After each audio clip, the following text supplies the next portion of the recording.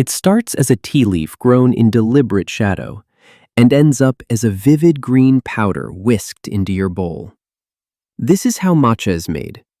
You've probably seen it everywhere lately, in lattes, ice cream, cakes, even chocolate. That unmistakable green color has quietly taken over cafes around the world. But matcha isn't just green tea that's been crushed into powder. It's one of the only teas on earth where you don't steep the leaf. You actually drink it. And the road to get there is slower, stranger, and far more careful than you'd ever guess. It may feel like a modern trend, but matcha is actually centuries old. More than 800 years ago, a Japanese Zen monk named Eisai sailed to China. There, he watched monks grind their tea into a fine powder and whisk it with hot water. He carried that idea, along with precious tea seeds, back home to Japan. Those seeds were planted near Kyoto, in a misty region called Uji. 8 centuries later, Uji is still one of the most famous matcha regions on Earth. Back in China, the fashion for whisked powdered tea slowly faded away. But in Japan, it survived and grew into the very heart of the tea ceremony. To see how that powder is really made, we have to start with the plant itself. It all begins with a single species, Camellia sinensis. This is the exact same plant that gives us green tea, black tea, and oolong. The difference isn't the plant, it's how these particular leaves are grown and treated.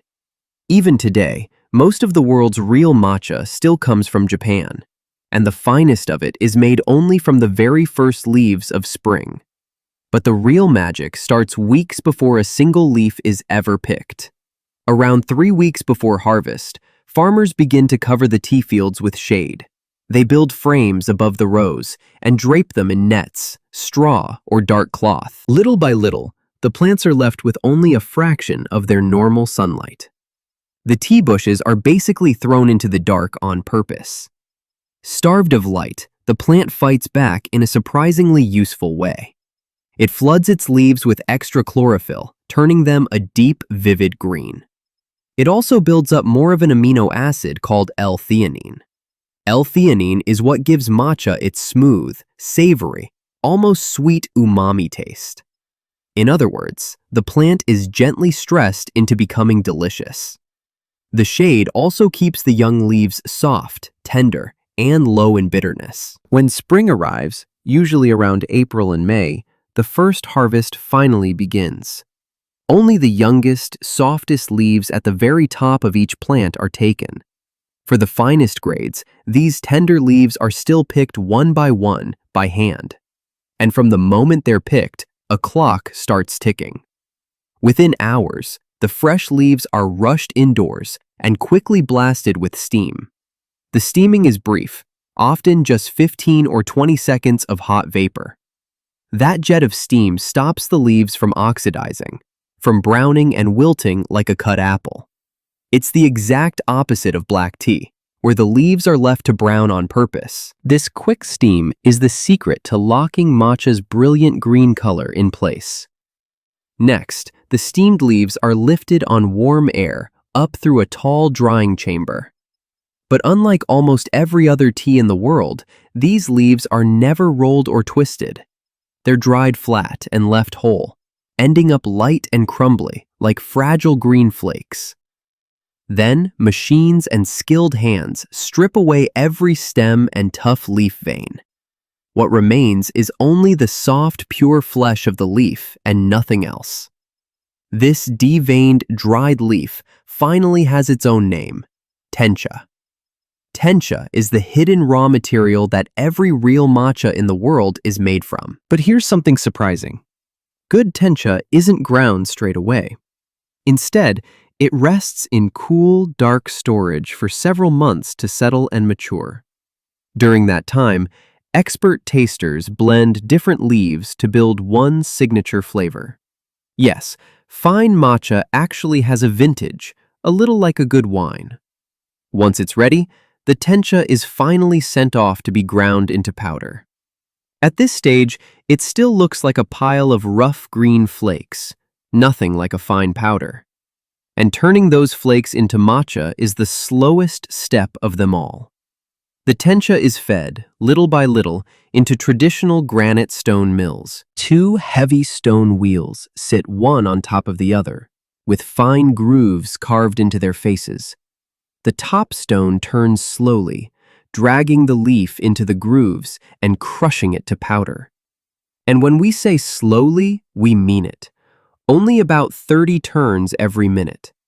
That crawling speed isn't laziness, it's the entire point of the craft. Spin the stone any faster, and the friction would create heat, and heat would scorch the powder, dulling its color, its flavor, and its nutrients. A single stone mill makes only around 30 grams of matcha in a whole hour. That's barely enough to fill one small tin after 60 full minutes of grinding. To keep the shelves stocked, rows of these mills turn quietly day and night. All that effort, the shading, the hand-picking, the painfully slow stone, is why real matcha is never cheap. The powder that finally falls out is unbelievably fine. Its specks just microns across. Rubbed between your fingers, good matcha feels less like dust and more like soft silk. That glowing jade green color is the reward for every patient step that came before it. The brighter and greener the powder, the higher its quality is judged to be.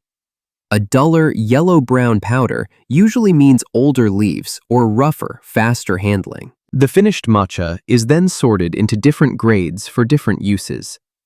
Smooth, delicate ceremonial grade is meant to be whisked and sipped all on its own. Bolder, more affordable culinary grade is built for lattes, baking, and desserts. Because the powder is so fragile, it's now sealed up tight against its three great enemies. Light, air, and heat will all quietly drain matcha's color and flavor away.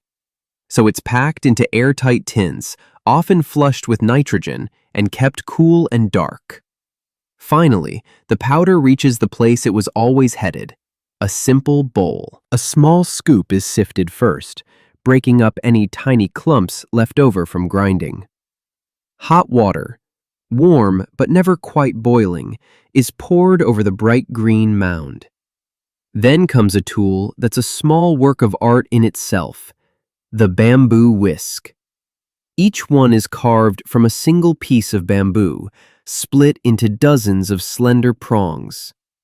The whisk is worked briskly back and forth in a quick zigzag through the bowl. In seconds, the powder and water blend into a smooth, frothy, jade-green cup. Whisked light and foamy like this, it's called usucha, the everyday bowl of matcha. With less water and far more powder, it becomes koicha, a thick, glossy, intense paste. And here's the part most people drinking it never stop to realize. You're not sipping water that leaves were soaked in. You're drinking the entire leaf itself. Every gram of that powder is a whole shade-grown leaf, ground down and floating in your bowl. Because you take in the entire leaf, a single bowl carries far more than steeped tea ever could. More of the leaf's natural caffeine and more of its antioxidants end up directly in your cup. And that caffeine comes paired with L-theanine for a calmer, steadier lift than coffee. That's exactly why every step, from the shade to the slow stone, matters so much. From a leaf raised in deliberate darkness to a bowl of glowing green foam, that's the whole journey. And now you know exactly how it's made. Now it's your turn. What should we build next? Drop it in the comments. The most liked idea becomes our next video. See you there.